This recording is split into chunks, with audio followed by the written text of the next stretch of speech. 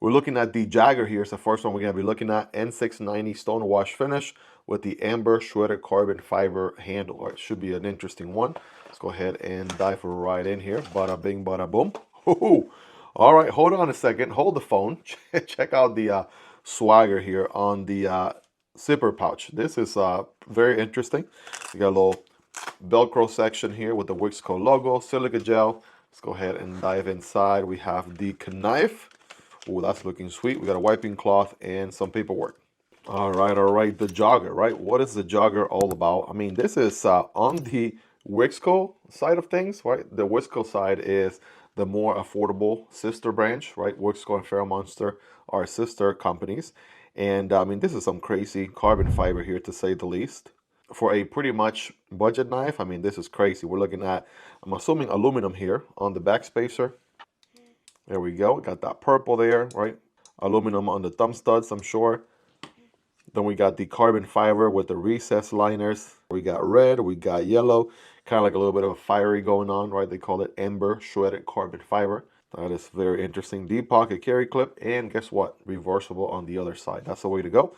It said a plunge lock, button lock. The answer is yes. So this is the OG of button locks, not a button operated liner lock, which would have been a more pleasant surprise if that was the case. But this is an OG plunge lock, button lock. So let's go ahead and send it and see what it's all about. Bam! Holy smokes! Check out the blade on this thing.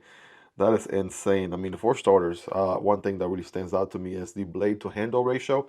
That's looking pretty good, right? No concerns there. We got a beautiful stone wash finish, looking good, flat grind.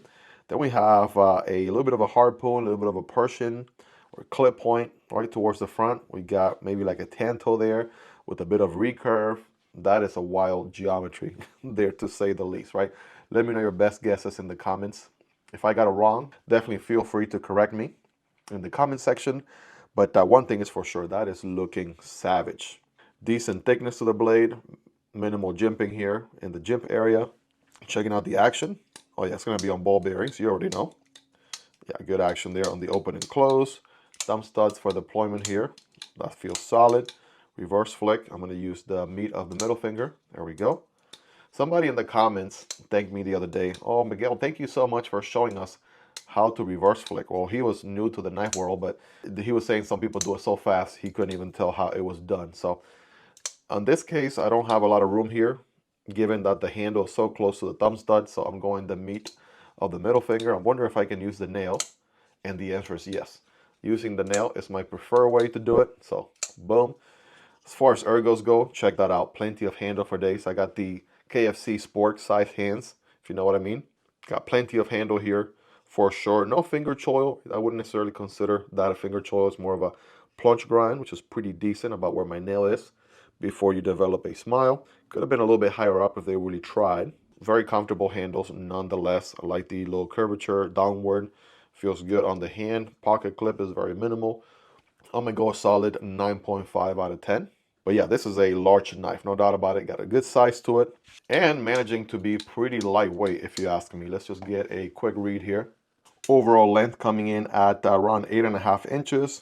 We're looking at 3.75 on the blade, looking at about 3.75 on the cutting path as well.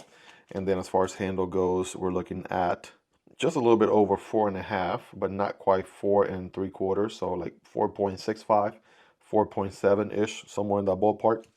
The steel they're going with here, in case you're wondering, N690, like we said earlier. The stone wash finish is looking pretty beautiful, if you ask me. Check that out. That's looking nice with the color, right? Thumb stud there. Nice little pop of color, if you would. So needless to say, the jogger here is looking pretty rad. Absolutely digging it. Interesting to see plunge locks these days. I know these days most companies are doing a lot of button operated liner locks, which are more solid, stronger locking systems. But the plunge lock is the OG. Very, very fidgety, to say the least.